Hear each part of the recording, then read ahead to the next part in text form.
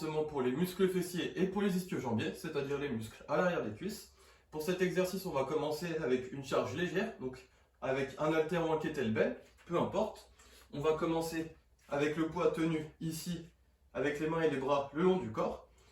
Pour la position de départ, on va avoir les pieds écartés à peu près à largeur de hanche, orteils orientés vers l'avant. On va fléchir un peu les genoux, rentrer un peu le bas du ventre et gonfler un peu la cage thoracique pour avoir le dos relativement droit. Et à partir de là, pour réaliser le mouvement, en contrôle, on va chercher à s'asseoir en arrière tout en laissant le buste se pencher vers l'avant en gardant le dos bien droit.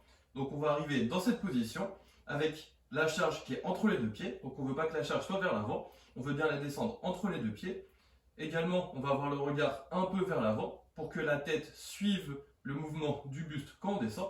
Donc on descend en contrôle, on marque une seconde d'arrêt dans laquelle on essaie de se concentrer sur les sensations d'étirement au niveau de l'arrière des cuisses. Puis on remonte un peu plus vite et on va enchaîner les répétitions en cherchant à bien contrôler la descente et en cherchant à chaque répétition à bien s'asseoir en arrière en gardant le dos droit. Et on veut à chaque fois bien ressentir un étirement au niveau de l'arrière des cuisses avant de remonter.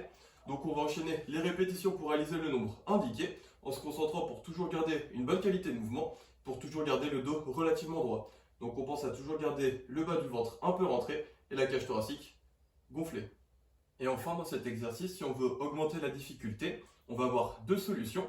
La première solution, c'est d'augmenter progressivement la charge de l'haltère ou du kettlebell qu'on utilise, en cherchant à toujours garder une bonne qualité de mouvement et des bonnes sensations d'étirement au niveau de l'arrière des cuisses. Et la deuxième solution, c'est de réaliser le même mouvement, mais avec les talons légèrement décollés du sol. Donc on sera sur la même chose, on sera juste en appui sur l'avant du pied.